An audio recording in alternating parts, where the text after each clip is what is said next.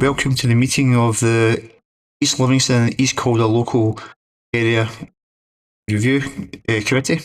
The meeting is being broadcast live over the internet on the Council's YouTube channel. A recording of the meeting will be available through the Council's website afterwards. The meeting is taking place under hybrid arrangements. That means that elected members and Council officers can take part either by being here in the Council chamber or by an internet connection from somewhere else. When members wish to speak, they click a button and it sends an alert to me and officers help run the meeting. These requests go into the queue and microphones are activated to let them be heard. When members are authorised to speak, their faces will appear on the screen and there's more information, including a privacy statement about the meeting arrangements on the Council's website. There will be some time lags of a few seconds as microphones and cameras respond to some signals.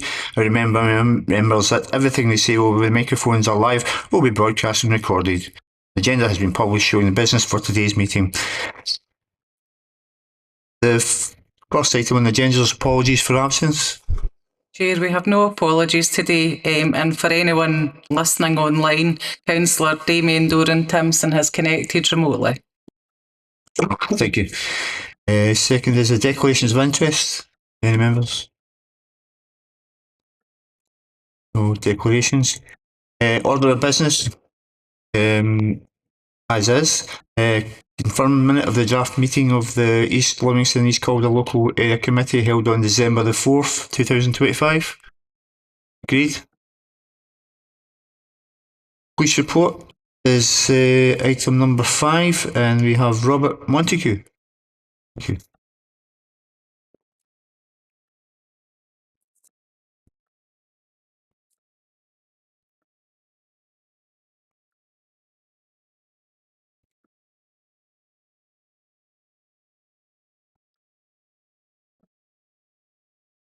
Hello, this is for the Ward 5 East Livingston and East Calder for Q3 in relation to protecting the most vulnerable. Community officers have engaged with their cluster schools within secondary and primary, covering various topics such as domestic abuse, bystander, internet safety, hate crime and knife crimes. And some of the primary schools that were engaged in this sort of cyberbullying, as well as keeping people safe and road safety. It was East Calder Primary School, Lothian, Riverside, Kirk Newton Primary Schools. Officers have also attended various community events facilitated during the quarter. This included Almond Bank Library, where they engaged with local users, particularly providing advice on safety to more vulnerable service users and raising awareness of 16 days of action against gender-based violence. This obviously community officers were involved in that throughout West Lothian. Under the topic of reducing violence and antisocial behaviour, obviously on the run-up to Bonfire Night, community officers in conjunction with the fire service have delivered various talks at 12 secondary schools in relation to bonfire and fireworks safety talks. These were delivered both with police and the fire and was well received. Operation Torsion and Crime Stopper leaflets were also delivered within West Lothian area by the Police Scotland Youth Volunteers in various Craigshill locations due to historically having issues with Bonfire Night on that particular each year. Over the 5th and the 6th of November, police had received 55 firework-related calls across West Lothian. And officers obviously dealt with those appropriately. There was one bus window had been smashed by youths and stones thrown at fire officers as well. But also within that, during Q3, environment pupils received an input from a Scottish author, Graham Armstrong, regarding gang culture and knife crimes and drug and alcohol abuse. Graham was previously involved in gang culture as a teenager, although after significant life-changing events, he's returned to education and now runs a violent prevention education event to schools, prisons and education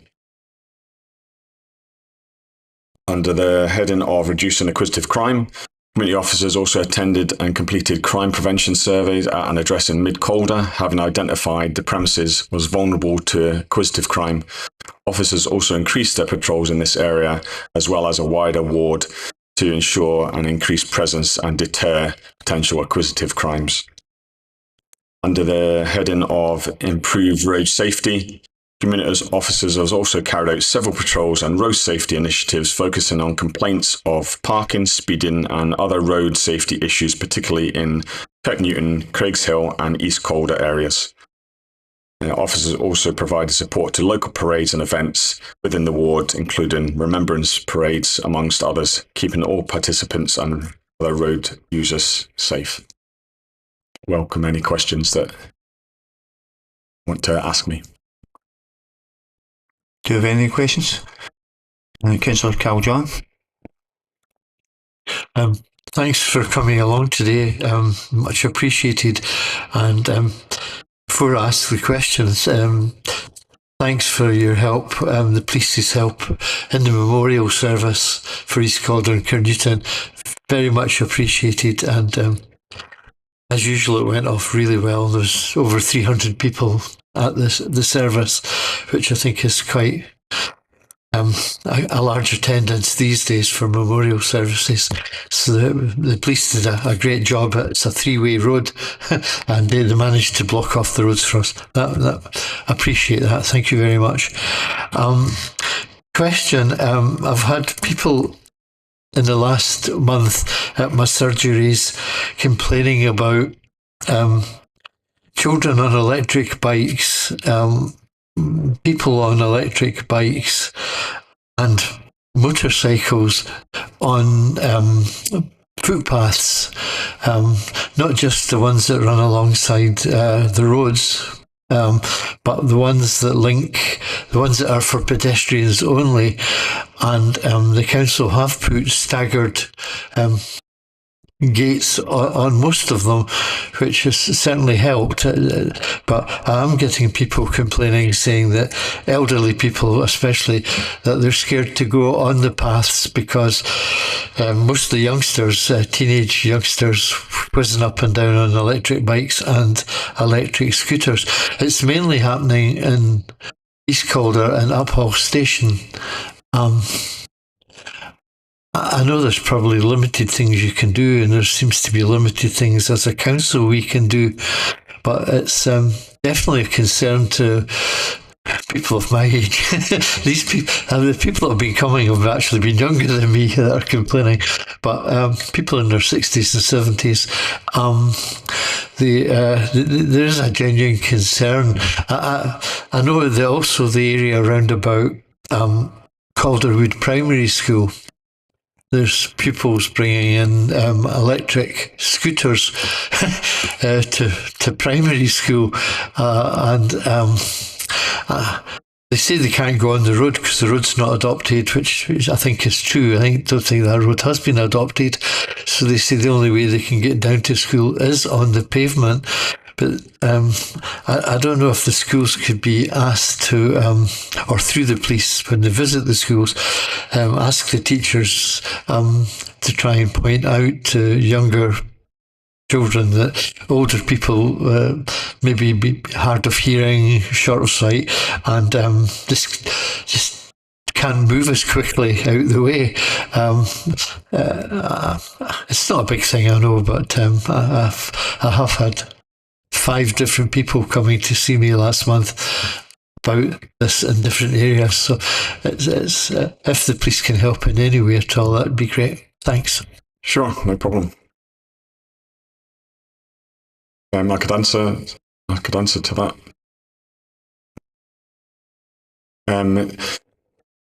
There are information leaflets with regards to the electric scooters and obviously electric bikes. It is very difficult for us to try and catch some of them because they don't always abide by the law of stopping when a police vehicle or a police officer tries to stop them. These items are readily available on the internet, and we have put out previously information on social media that it is illegal for you to have these sort of motor vehicles on the road, because it's technically the electric bikes and electric scooters would be classified as a motor vehicle. So you would have the same sort of legislation where it needs to be registered and needs to be have indicators and everything like that for you to be able to have that. We will reach out to all the primary schools and I will cascade out the information leaflets regards to that so they can pass that on to their pupils. Okay, thank you. Is there any more questions? Councillor Veronica Smith. Yeah, it's just the work you've been doing on the shoplifting area. So you've done a lot of work and had a lot of success. I was just wondering about the sort of long-term impact. Has it made a difference, or is it still increasing? I think there's always going to be an element of shoplifting that still goes on. It was myself that's actually organised an operation that is focused on the town centre and deployments, so trying to get as many deployments as possible with regards to officers or local community officers, and build a bigger intelligence picture as to who the regular shoplifters are.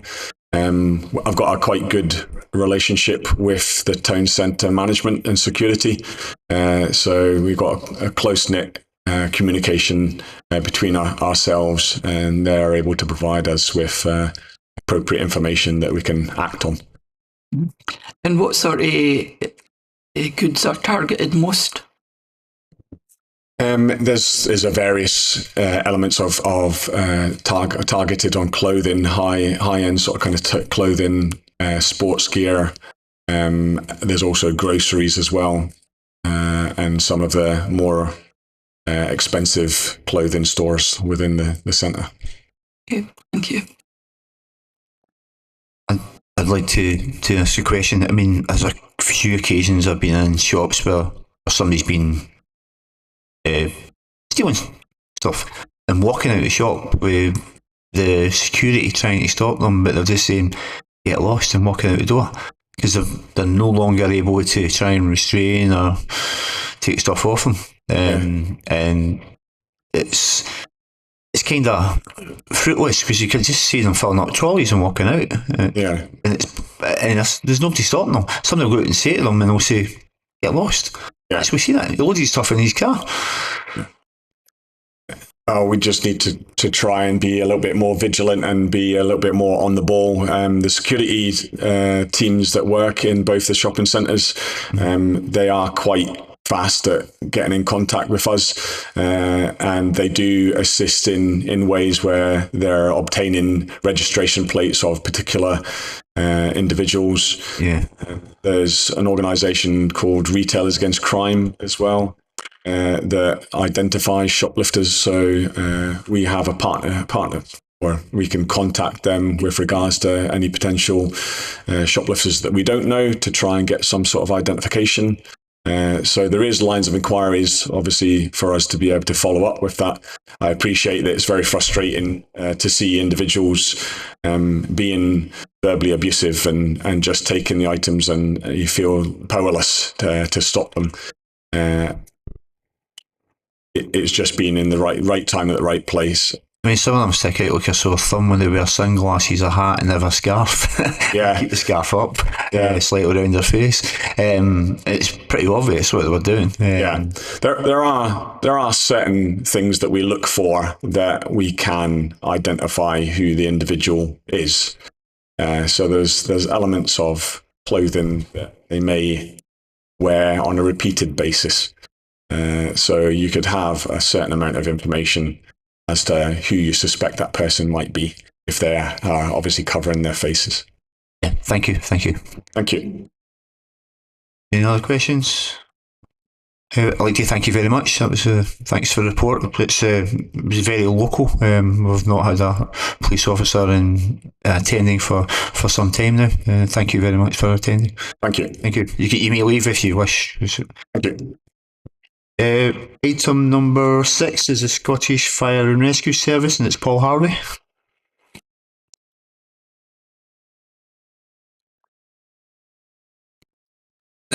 Thank you, Chair, and welcome to the Scottish Fire and Rescue Service report for the East Livingston and East Calder Local Area Committee for Q3.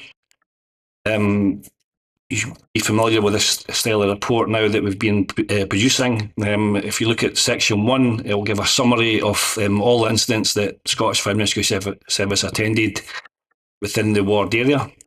You can see that we attended a total of 79 incidents, 25 of which were fires, with 18 non-fire incidents, 35 false alarms.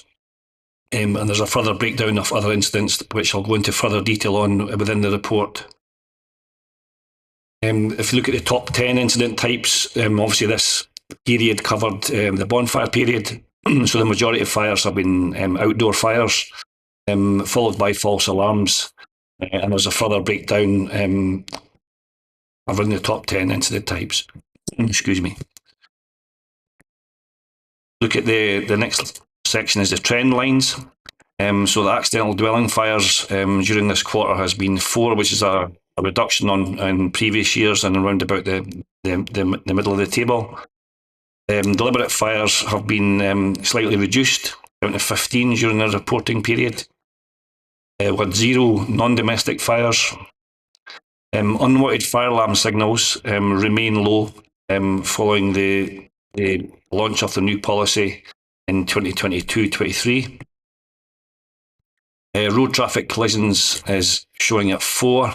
That is road traffic collisions attended and not necessarily those involving injuries. However, I will provide further detail later in the report. Accidental dwelling fire casualties. Despite the 4 accidental dwelling fires we've attended, I'm happy to say is 0.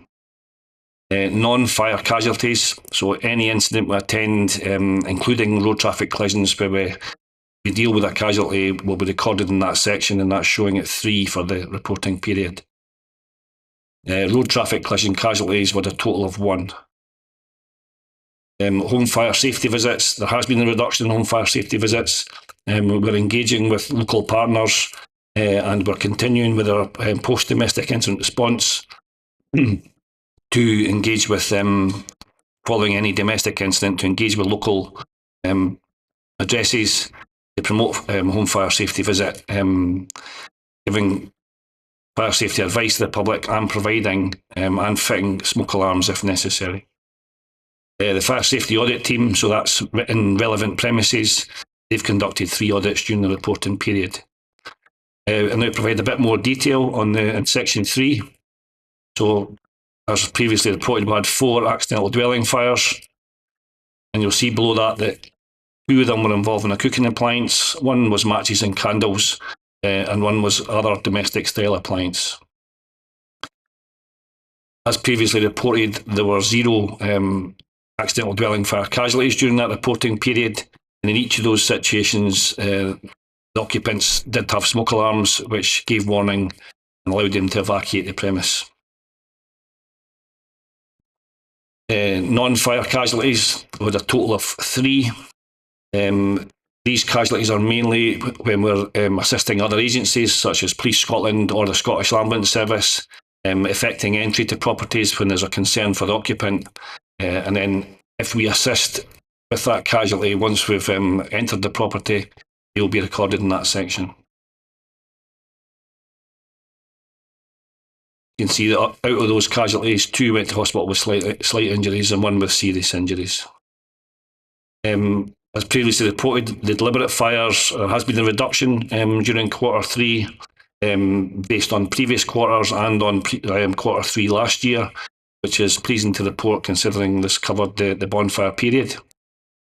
As expected, most of these fires are outside, so 7 refuse fires, 4 involving grassland, 2 road vehicle fires, 1 non-residential and 1 outdoor structures.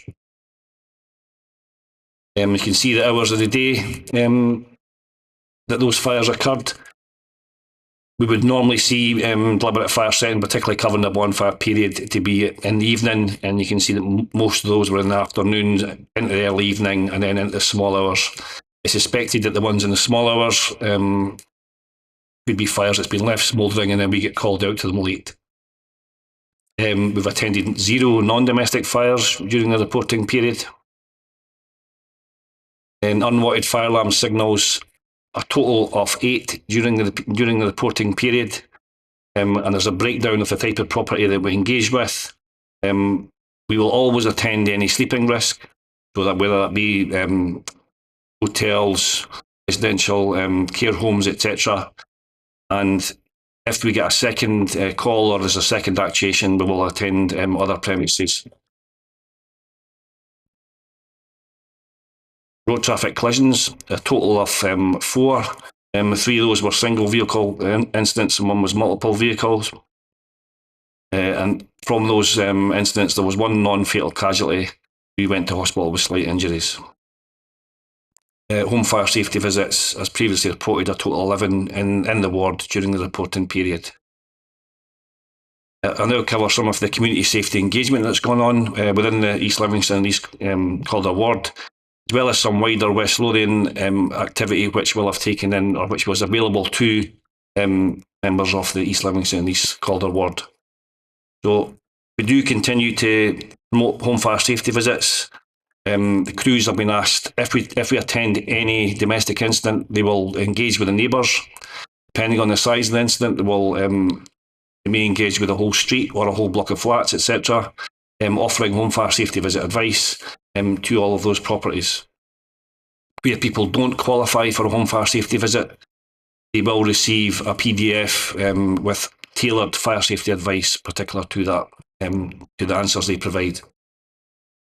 We've provided water safety advice during the reporting period at B Craig's Country Park and also at Lithgow at the fishing lodge.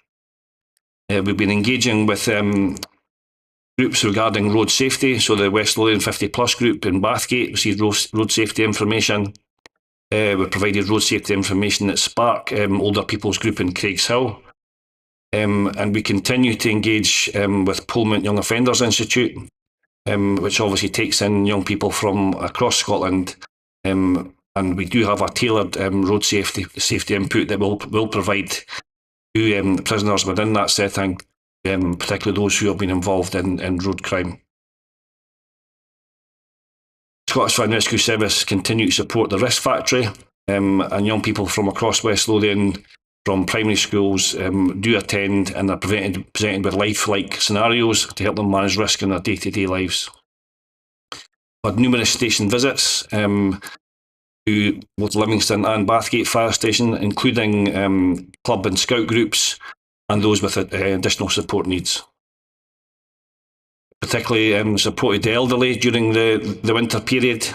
So we attended the SPFL Festive Friends. It was hosted by Livingston Football Club, along with colleagues from Police Scotland, where we served Christmas dinner to personnel who are living alone to help combat loneliness and isolation. And as road safety engagement is taking place with older people's groups across West Lothian, and further engagement is planned for 2026, we normally engage with young people regarding road safety, as there's a high level of accidents within newly qualified drivers. However, we are identifying trends where older drivers are involved in road traffic collisions, and what we do is we encourage them to uptake any medical, eyesight checks, etc., to ensure that they remain fit to drive. Q3 obviously took in the bonfire and firework period, and as my colleague from Police Scotland mentioned earlier on, we did engage with 12 secondary schools across the area, and that was mainly by the community action team. The operational crews are tasked with contacting and delivering talks within primary schools, and all schools are also sent the presentations, so should the Scottish Fire and Rescue Service or Police Scotland be unable to attend, these can be delivered along with speaker notes by teaching staff. The schools that we attended within the East Livingston and East Calder catchment areas include Inveralmond High School, West Calder High School, Letham and Riverside Primary, St Paul's Primary, Calderwood Primary, East Calder Primary, Mid Calder Primary, and the Pumfers and Uphull Station Primary. And that, Chair, concludes my report. I'm happy to take any questions. Thank you. Do you have any questions? Councillor Cal John? Thanks, Paul. Again, it's very encouraging report. I was looking through some old paperwork about a fortnight ago, and I found reports from about 15, 16 years ago. And it's like night and day how you've got on top of a lot of the problems. I'll comment first before my question, if that's allowable. I'd like to thank your whole team service for not just Bonfire Day, but the being proactive in the week running up to it. It was super seeing fire appliances stopping where piles of wood were appearing, and your officers coming out and talking to the youngsters, and some of these piles of wood mysteriously disappeared, which was good. So I think there were a lot less bonfires than normal, which is encouraging. So thanks for that. My question is, and the crashes, road accidents. I was really surprised to see only 4, because in the last quarter I've certainly seen more than 4 on the A71. And I think I picked up from what you said, it's only if you're called or if somebody's injured. I take it an awful lot of these, where there are 2 cars, they sort of sort that themselves with their insurance, and if you go back a couple of hours later, the vehicles have gone. But just a wee bit more on that. When 2 vehicles are involved, should they be contacting the fire service just in case the car's damaged and could burst into fire? Or if the driver thinks it's safe enough to drive off the scene, is that, as it stands, how it should be? Thanks for your question. So you're correct in saying that the 4 that we've got on that report are the 4 that we've been called to, and obviously there will be a lot of other accidents that the Scottish Fire and Rescue Service don't get called to. If there's any doubt whatsoever that there's anyone's injured or trapped, or that there's any risk from fire, then we would rather the Scottish Fire and Rescue Service were called, and then we can come along and make an assessment. We do quite often get called, even if there's no persons trapped, to make the vehicle safe. So making sure it's not going to move, making sure there's nothing leaking from it, disconnecting the battery, etc. And on occasion we will also get involved in helping clearing the roadway along with our colleagues from Police Scotland. So if there's any doubt whatsoever, we would rather we were called. Thank you. Okay, thanks. Any more questions? I've got a question. There was, I noticed there was vehicle fires. There was 4, and there was non-vehicle fires were 5. Was any of the vehicle fires deliberate?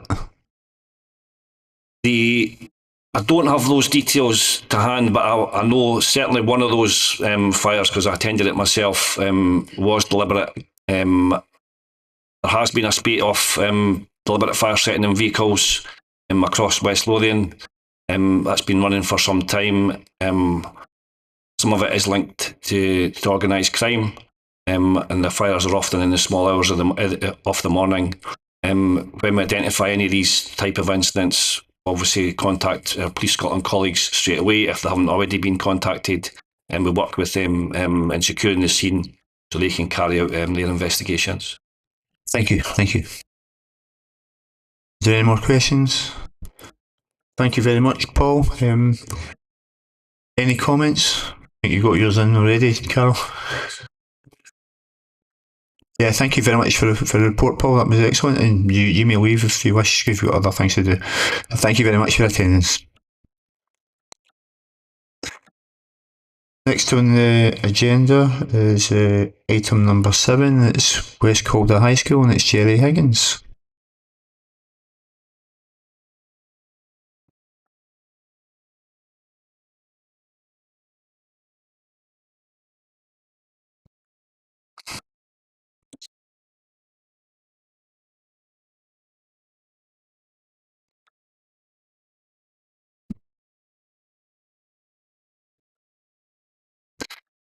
Just making sure the slides are working, and then we'll get going.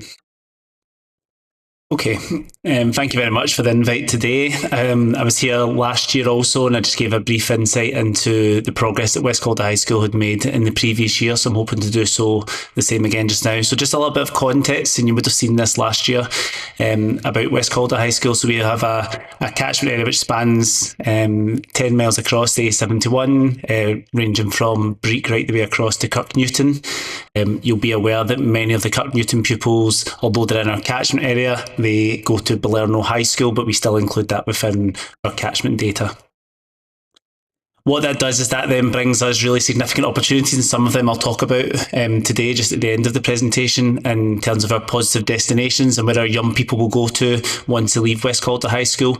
We have a great opportunity because of the links we have to both Edinburgh and Glasgow, and that's something we're really trying to make our nodes in terms of those links in the two cities. Over the last year, in September of 2025, we had our extension opened at West Calder High School, which increased our capacity by an extra 200 pupils. We've got some photos there you can see in the presentation. It's a very state-of-the-art modern building, and that houses our business and ICT classes, and we're very thankful that's relieved a lot of the kind of pressure we were having on pupil numbers within the school. So that's been a great addition over the last year and been very well received by the pupils and the teachers. We have done a lot of work this year on building our relationships within the school. It was something which was already strong, but I'm going to talk about the values of our school in a moment, and this is something we've really tried to progress, building those relationships between staff, pupils and parents over the session, and that's came into line with the unveiling of our official charities as well, West Calder Cares, and we've brought all of that under the one umbrella as we try to develop those relationships within the school. We completed an exercise with pupils, parents and staff in May of last year, asking what makes West Calder High School unique in their opinion. And you can see some of the words there, that we're a values-based school. Our approach is to ensuring equity and inclusion. Our curriculum aligns with school values, and with a very clear purpose of what type of school we want to be. Again, just on the context of the school, so we have around about 1,241 pupils as it stands at the moment.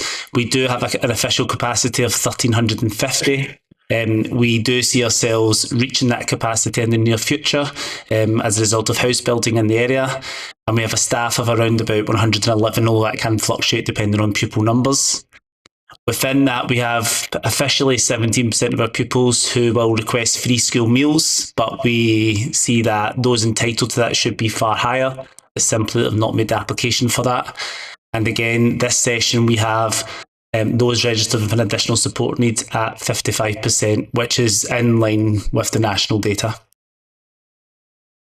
Our curriculum ranges, we've made some small tweaks since I last spoke to you. We've really enhanced our provision of outdoor learning, so that is a universal offering for every single S1 pupil who comes into our school, because we really believe in the skills that you can obtain from outdoor learning, and we are fortunate where West Calder is and where we can then access in the local area and beyond.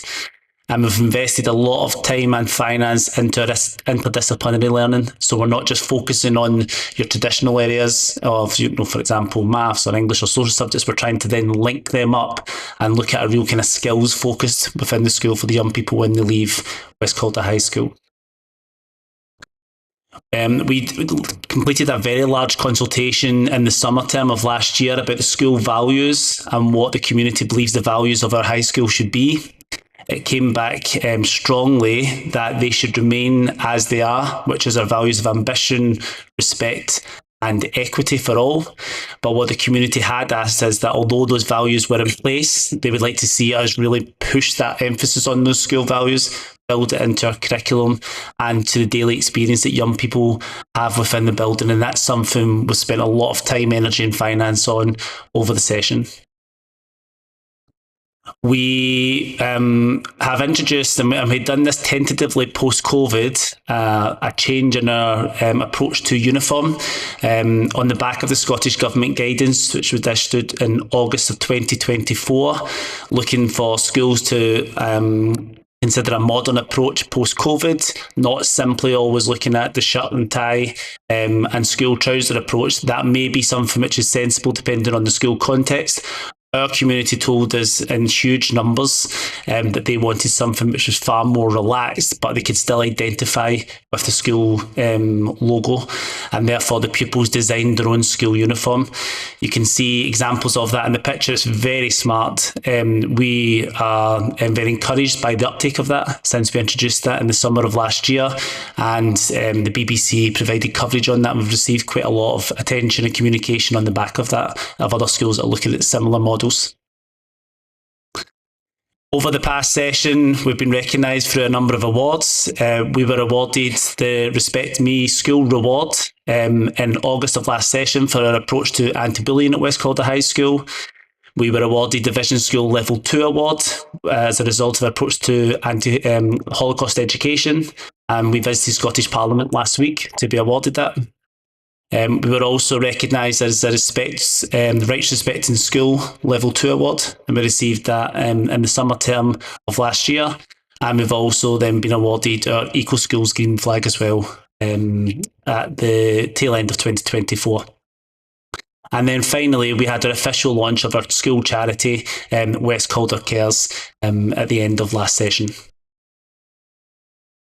We've really tried to enhance the number of partners we have in the local community and beyond, and that is again to try to consider the skills that we can build for our young people through the expertise of staff members who are not teachers, and that's something which has worked. Again, you're going to see some data on that just at the end of this presentation on our positive destinations where young people are going to after school. And we've spent, again, we really believe in the school that we are a community school. We are there to try and build those links between Polbeth and West Calder, but are right the way across that 10 miles where we can. And we've tried to ensure that we are participating and giving that opportunity for the community to come into our school and any community events which are taking place throughout the session. And again, we've received a lot of attention around that, so we're delighted by that progress. And I just want to touch on just a few slides, if that's okay, about our attainment. So what we've done is we've just broken it down here for you, and this is information that we received from the Scottish Government. What you can see in front of on the slide at the moment is the S4 year group broken down into 3 sections. So it looks at our lowest 20% of attainers, our middle 60, and our highest 20% of attainers. The key for us is that orange bar there, which is a West Calder attainment. And what you always look to compare that to is what we call the virtual comparator. So that's the benchmark. That's where we should be at. Okay. So what they're telling us there, that our virtual comparator, as you can see right the way across our S4 group, is that our data is showing that we are exceeding expectations of where we are. And we're delighted by that. And you can see that very clearly in the table, which is then shown on the screen, which shows you, and highlighted in green, we are above in all sections for our national 4s, our national 5s, and our SCQF data, above the virtual comparator, the West Lothian average, and the national average. Again, I won't spend too much time on that because it's a similar story. When you look at our S5, we're exceeding those expectations from the virtual comparator. Delighted by that. And again, you can see it in the tabular format, that we're exceeding it for our 1+ hires, our 5+ hires, and our 5+ level 6 SCQFs. And that's the story for our data for 2024 and 25. It's a very, very strong picture last year, so we're delighted by that outcome. For our S6, it's the same picture if you look at the 3 sections, our lowest, our middle, and our highest. However, the one area we do have for improvement, and it's something we're focusing on, and it won't be a short-term fix, as you can see highlighted in red there, is our 1+ advanced hires. And that's something we're very open about and we talk about. It's an area for improvement. It's extremely close to our virtual comparator, and some would say it's in line with our virtual comparator, but we want it to be above, considering where the rest of our data is at. The rest of the data for S6 has been very strong again. So we're delighted overall with the attainment we produced last year. And just getting on to the last part is our positive destinations. This data was produced in February, so just last month, and that is where we look at the number of young people, or percentage of young people who then go into a positive destination when they leave West Calder High School. This has been an area, as you can see from the last 4 years' data, which we had to focus on and we have to improve. In 2024 and 25, I'm delighted to report that we have now exceeded the virtual comparator and the West Lothian average, and that was 96% of our young people who left school, whether that was in S4, S5 or S6 last year, went on to a positive destination. The big challenge for us now is sustaining that across the 5-year trend to ensure that that's not something that which is an anomaly, but it's something which is now par for the course for the school. So that's our challenge. There's a huge focus at the moment nationally, but also in West Lothian, looking at attendance. And attendance has been a problem across almost all schools in the country post-COVID. What we are seeing is over the last 3 years, our attendance is improving, and it's again above the West Lothian average, which we're happy about. But at the end of last year, it cumulatively came to about just 89%. Our target for this session is to try and get above 90% for the session. We're making the inroads into that, and we are happy with the progress we're making, but we want to try and get there by the end of the session, 90%. And then finally, without going into too much detail, we have published our school improvement plan for the session. We will do an evaluation on that through the summer term. That evaluation will then be available on our school website, West Calder High School website. Please do look at that if you have the opportunity, and we'll then rate ourselves against the school improvement plan that we put in place at the start of the session. So that will be available from the end of the summer term. And then to conclude, it's just simply looking at our communication. If you're interested in anything that's going on at West Calder High School, we publish a weekly newsletter that we call Snippets. We group call that to all our parents via our communication, but we also put that onto X and our Facebook page. We're looking at ways that we can try to improve that communication in every way we can. It is a challenge, but we feel as if we're trying to exhaust every material we can at the moment. But if you're interested in following West Calder High School, I would definitely encourage you to do that through our social media platforms. That's the end of my report. If anyone has any questions. Do you have any questions? Councillor Calder. Thanks. Basically a very good report. To say I'm a bit biased, as both my sons were educated at West Calder. A proud history. It's a good school. My main problem is capacity, obviously. I've been at several community council, community groups, school groups in the last 3 or 4 months, as all my colleagues have. There is real concern. The concern is that there really should be an East Calder High School. With all the building that's going on in the area, I think that's self-evident. We had people from the Education Department along at the Community Council this week, and I think they agree as well. You know, basically, we are where we are, though provision wasn't made at the time when maybe it should have been. The feeling is that in a plebiscite, over 90% of the people wanted the children, especially from the Calderwood area, which is growing every day, to continue going to West Calder rather than going to James Young or Winchborough. Winchborough was a no-no completely, because most people in East Calder won't even know where Winchborough is. You know, the transport links run east to west and West Lothian. There's no easy way to get to. I had to look to see where Winchborough was in a map. No, it's not true. I'm lying. But basically the question is, how long do you think with your extension you can cope, or would the short-term solution be like we used to have in the old West Calder, huts brought in to maintain the link from East Calder especially to West Calder High School? So I was at the public meetings as well, so I know there's time for the feeling out there. What I would say is my colleagues in education, head of education, director of education, have been excellent in listening to people's views. In terms of us within the school, it's very much for us just looking at our planning year on year, which is then looking into next year, potentially the year after if we're considering staffing. We've got no problem at the moment in terms of capacity. We're absolutely confident about next year and into the year after. I know the longer term planning after that needs some thought, but we're absolutely comfortable with where we're at the moment. I think it's unfair asking the Jared, the head teacher for West Calder High School, about the forthcoming plans for extensions, because that's an issue capacity. That's an issue for the senior management to make the decisions. I agree with what you said, but I think it's an unfair question to ask him. Okay. Any other questions?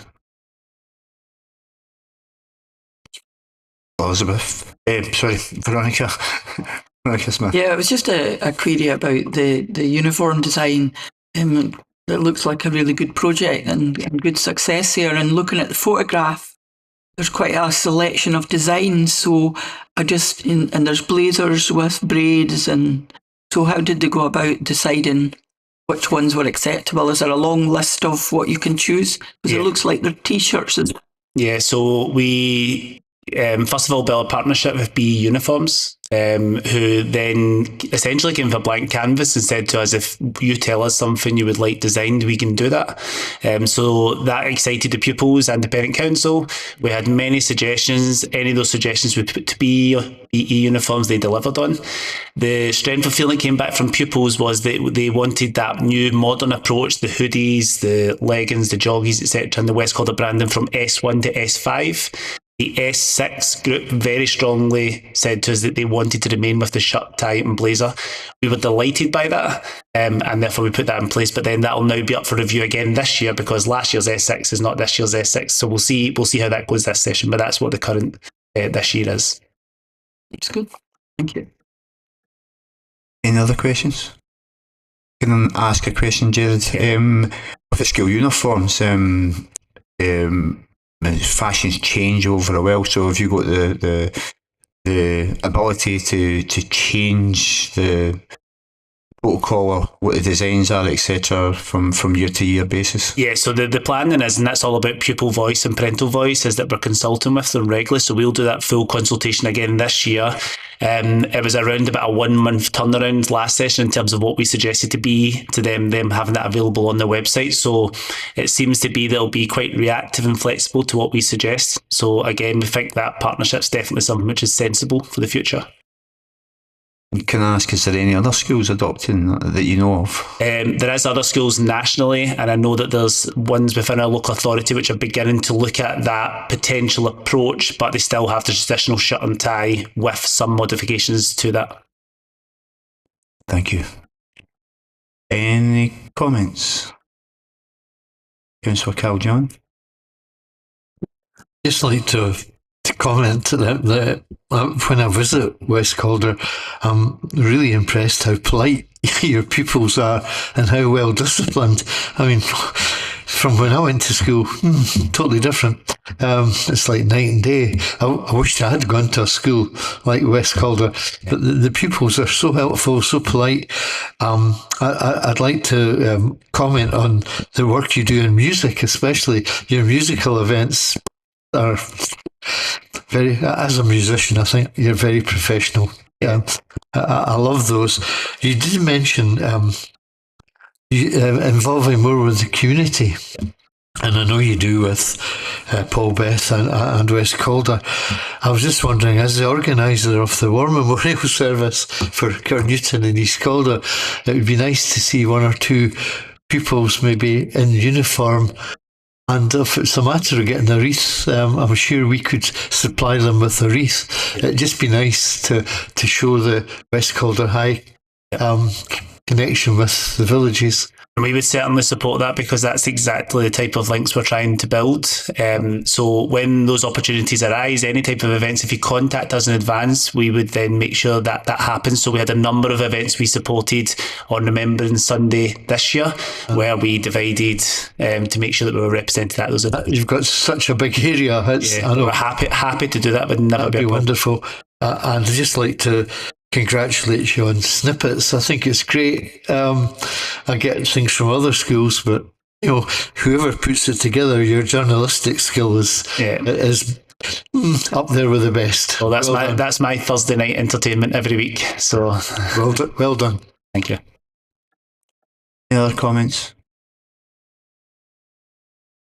Councillor Veronica Smith? Oh no, I thought you was. Sorry. I'd like to say, Jared, thank you very much for your presentation. It was really good to see, and a lot of positive things. And I think that you as the headmaster of the school has really pulled it up from where it was a few years back since the opening of the school.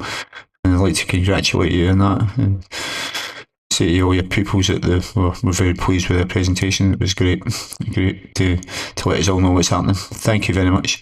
And you'll be able to leave if you wish. Thank you.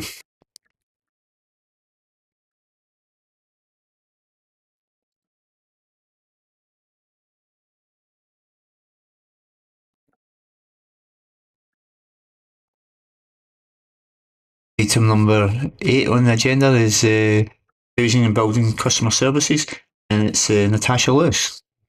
Thanks, Chair. The purposes of this report is to provide the local area committee with an overview of the Excuse me, Natasha, can you bring the microphone a wee bit closer so you're a bit quietly spoken? Okay. There we are. The purpose of this report is to provide the local area committee with an overview of the activities of housing, customer and building services specific to East Livingston and the East Calder ward. Income collection. From Appendix 1, you can see that within the ward there is an income collection rate of 97.6%. Increases both within mainstream and universal credit cases can be seen, with a total of 30 new cases in comparison to this time last year, and an increase of £10,878. Income management continues to be one of our main focuses of work to ensure customers are supported to pay their rent and sustain their tenancy, and that officers maintain a good income collection. Council tenants are supported by area housing officers to maintain payment of rent and avoid arrears through key activities. During this period, there were no evictions and 2 sequestrations. Letting homes. Void and letting activity is delivered collaboratively and requires partnership across housing operations, housing need and building services. Appendix 2 details local ward letting performance and shows comparative position of East Livingston and East Calder ward to wider West Lothian wards. During the period of the 1st of October to the 31st of December 25, there were 11 properties let, 9 new properties, void properties were received. The full year to date, the 1st of April 25 to the 31st of December 25, there were 34 properties let and 43 new void properties received. Investment in housing and stock and new supply. As you can see from Appendix 3, there is kitchen and bathroom and window replacement programmes due to complete this financial year. The home group are underway with a new build in this area. For tenant engagement, there were several engagement activities during the period. Scottish Housing Day, the Tenants Newsletter, along with continued social media engagement. The Estates Team and Safer Neighbourhood Team. Appendices 4 and 5 provide information on the activity of the Estates Team and the Safer Neighbourhood Team. And in conclusion, income management continues to be the main focus of work to ensure customers are supported and that the officers maintain good income collection. Officers aim to process void and let turnover as quickly as possible and continue to provide advice and assistance to customers on their housing options. That concludes the report, and I'm happy to take any questions. Do you have any questions?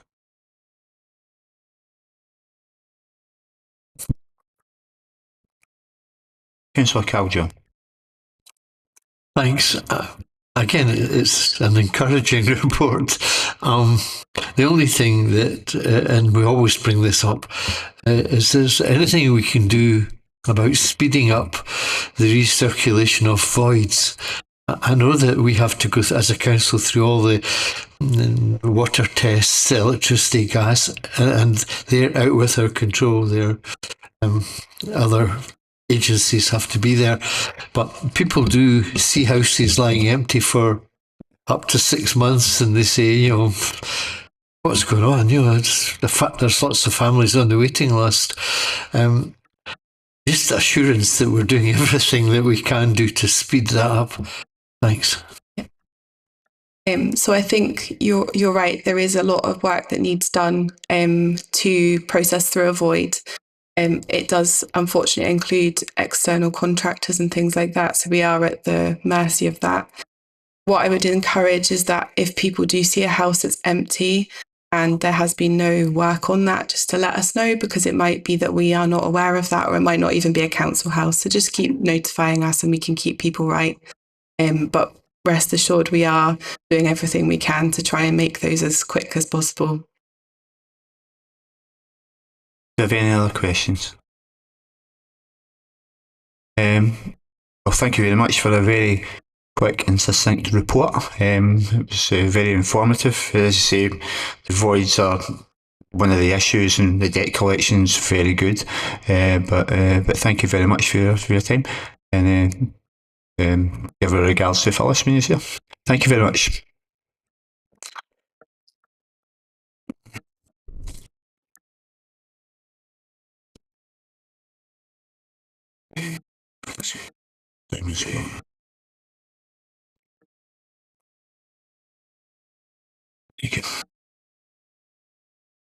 Next item on the agenda is item agenda number 9, and it's Simon Scott, and he's service update on Nets Landing and Countryside.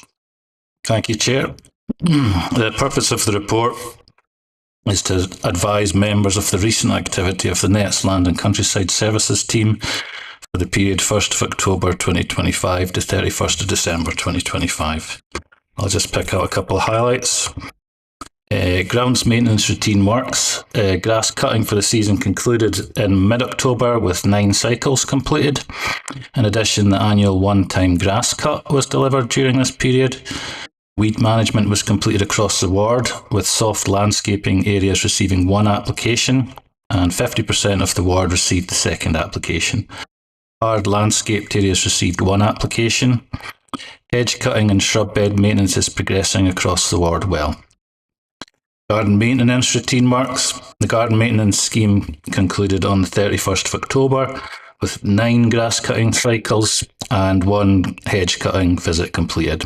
This scheme resumes on the 7th of April, as does our routine grass cutting of open spaces. We're currently recruiting 10 seasonal staff to fulfil the garden maintenance programme. Just moving on to cleaner communities, community cleanups. Future partnership work is in development, and planning for the 2026 spring clean is underway. Schools have been lettered to sign up for the 2026 participation. This year's spring clean is the 13th of March to the 24th of April 2026.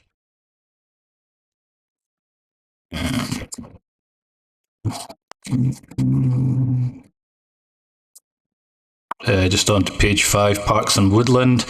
You'll note there in the inquiries table related to the Parks and Woodland, the tree inquiries general has increased quite significantly.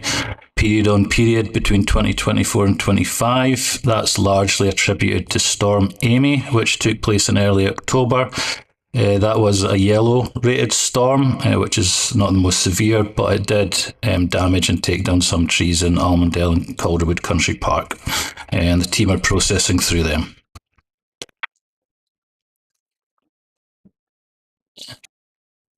Just finally, on the Open Space Capital Programme, Summers Park mid-Calder, bulb and wetland planting was undertaken, which completes enhancement work in the park. East Calder Public Park, a public consultation was held and recently completed in mid-February to find out what the community's priorities were for enhancements and the spend of developer contributions. This feedback will now be considered, and most popular ideas will be developed into designs and proposals, costed out and within budget. If they are within budget, we'll take them forward. It's just to say we got approximately 400 returns on that survey, which is really high for an individual park survey. And just looking briefly at the results over the last couple of weeks, far and away the most popular thing for us to do is to expand the play area. Thank you. It concludes the report. Happy to take any questions. Do you have any questions? No questions? Right, thanks, Carl.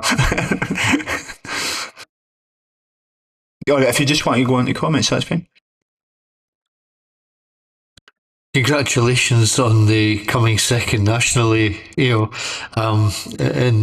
the clean up, spring clean. That's good. It was good to see people out doing the work. Just to say that the stenciling of the pick up poo stencils, I think, does have a good effect. I know it does. I've seen people, going back and saying, "Oh, I should have picked it up." And I know that the weather stopped. They were doing it in areas of in East Calder, around about Mansfield and down by St Paul's School. There has been requests for up at the new build, which is the south of the village, which is, I think it's still the Langton Road, although the Langton Road goes round.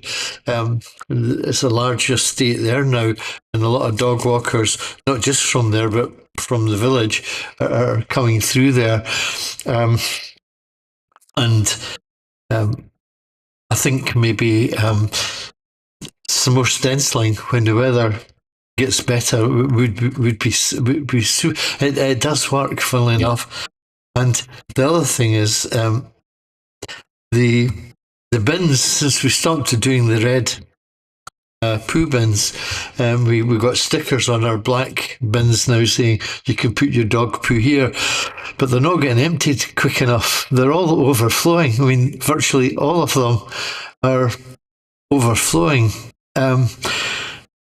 The amount, I think everybody that's moved into East Calder in the last 3 years has a dog. The amount of dogs has just exponentially risen. And people are picking up their poo, taking it to the black bins, but the black bins are full. And people now, I don't know if it's in the community or council operatives, are putting big bags at the side of the big grey coloured bags, and people are putting the poo bags into the grey bags, whoever's supplying them. I've seen that certainly at 2 sites, maybe 3, certainly 2. I was just wondering if there's any way we could improve the provision of bins for. Just I get on the stenciling, we've certainly got the capacity, so I'll speak to my colleagues regarding the stenciling. We've also got yellow adhesive stickers, which are straightforward to apply to hard surfaces. With regard to the individual bins overflowing, we would just take that as an individual inquiry. So if you identify the individual bin and location, our teams can go out and check that and make sure it's not been missed. And if it has not been missed, we can obviously consider if it's on the right collection programme. I don't think you're missing them. It's just they're filling up too quickly.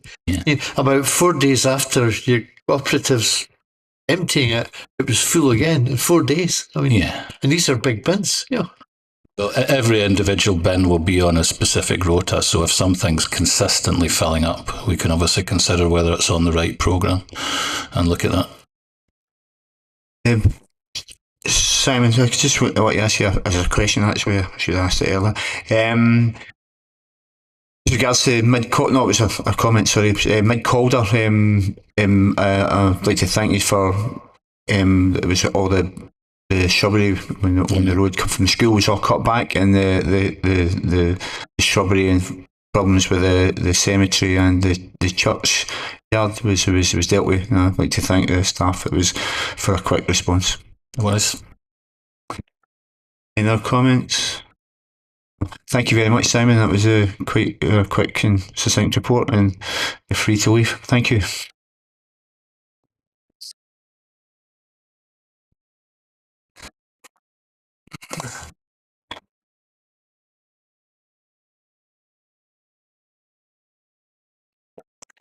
Item agenda number 10 is the locality planning, and it's Craigsall update report by Head of Planning, Economic Development and Regeneration Team, and it's Brendan Moohan.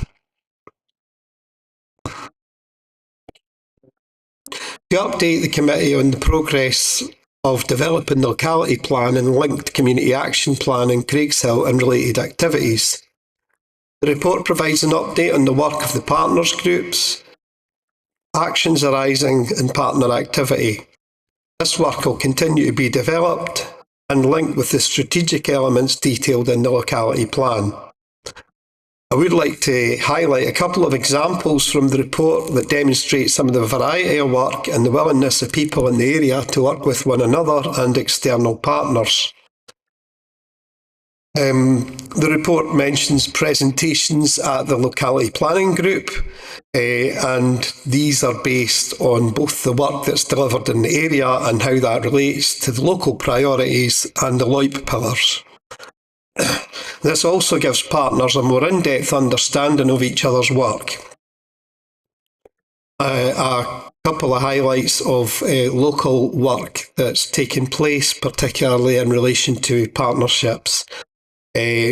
Notable good practice is Craig's Farm, addressing ADHD and autism in late diagnosed adults, and also that Craig's Farm hosts Andy's Man's Club, which is a vital resource providing peer-to-peer support for men with issues affecting their mental health.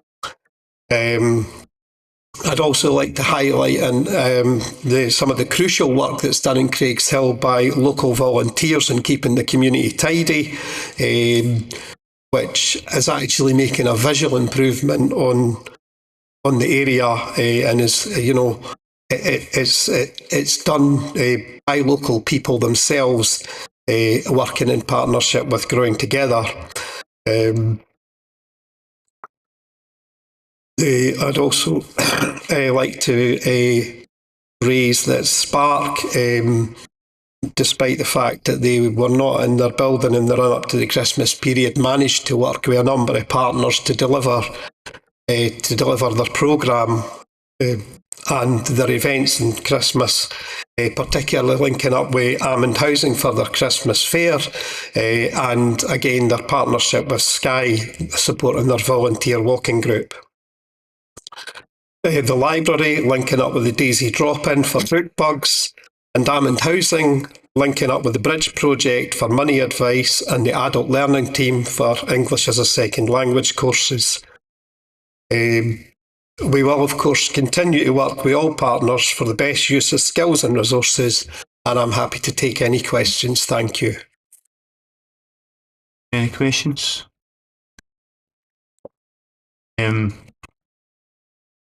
I've got one question for you. The Spark, when are they hope to be operational in the building? I didn't update, but I believe they are. Yeah. I knew there was. I think that may have taken place last week. Yeah, I know there was a number. I don't know the exact date. That's great. Thanks very much. Any comments, Councillor Calder? It's maybe not right to single out people, but I'd like to thank Brendan for the work that he's done since he's taken over this role. He seems to have the magic of gluing together volunteers and different groups. It's a completely different place to it was 2 or 3 years ago, Craigshill. Safe, clean, tidy. The thing impresses me is how he manages to get all these different groups, and he just turn up at all the meetings because I keep seeing him everywhere. I think it should be recorded that the job that he's doing is, well, I would have said in previous years, above and beyond, but I think it's what all the officers for the council should be striving to attain, the level of work that he has achieved. I'd like to thank him. Yeah, I'd like to comment on that as well. Just like that, I've met you when you were coming back from somewhere with members of one of the community groups doing a walkabout and things like that, and you've been very actively involved. I've seen you in the Daisy Drop-In and dealing with people with Spark and various other partners within the area, and you have quite a good ability to mix with these people and that are involved, and you talk to all walks of life, and you get on very well with them. Nobody's ever said anything negative about you. So you've always been very, very, very good. In your short time here, you've actually done exceedingly well. Thank you very much, Brendan. Any other comments? Thank you, Brendan. And that's you for the day, I think. Still have one.